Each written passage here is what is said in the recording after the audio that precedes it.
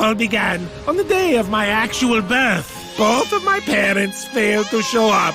By the age of 5, I was forced to throw my own surprise party at Gunter Goat Cheese's, the goat cheesiest place in all of Drusselstein. Many of my closest friends were there. Count Wolfgang, Betty the She-Boar, Rat Putin, and the Lice Twins, Olga and Chicago Joe. Hello, boys and... awkward. Hey, kid, lock up when you're done, okay?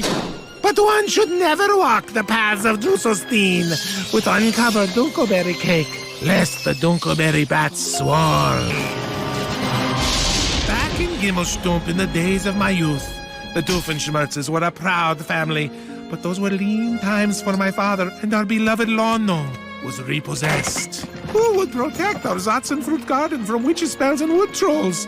From a tender age, my father decided that it would be me. Bewegen Sie nicht! While the other children played kick the stomper and ate dunkelberries, I would stand for hours.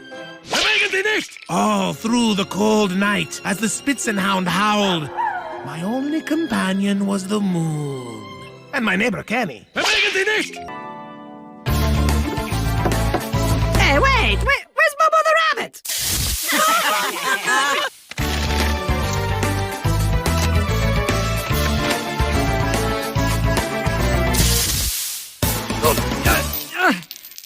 Can somebody please get me out of this? Anyone?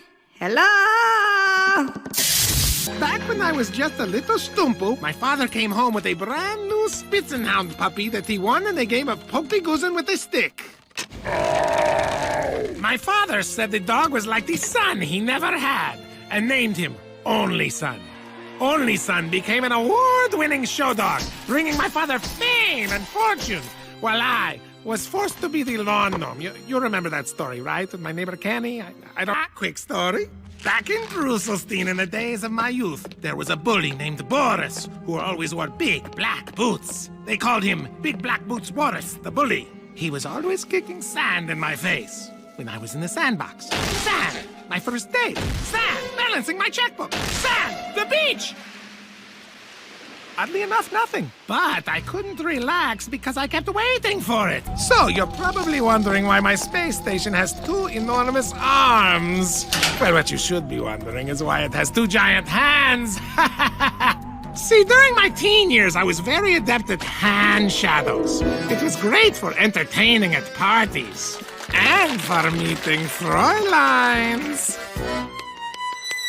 But then one day, there was a new puppeteer in town. His name was Heinz, and his hands were huge. We called him Huge Hands Hans. His puppetry was garbage, but unfortunately, it was good enough for my Fräulein. I lost her to a boy with bigger fingers, and I never did a shadow puppet again. I suppose you are wondering why I'm putting myself through all of this. When I was young, I entered a science fair with my very first Innator. I wasn't very clever with names yet. It was just, Innator. Just as I was about to demonstrate my invention to the judges, a kid with a baking soda volcano stole the show. The next year, I tried again with my even bigger Innator. And again, my thunder was stolen by a baking soda volcano.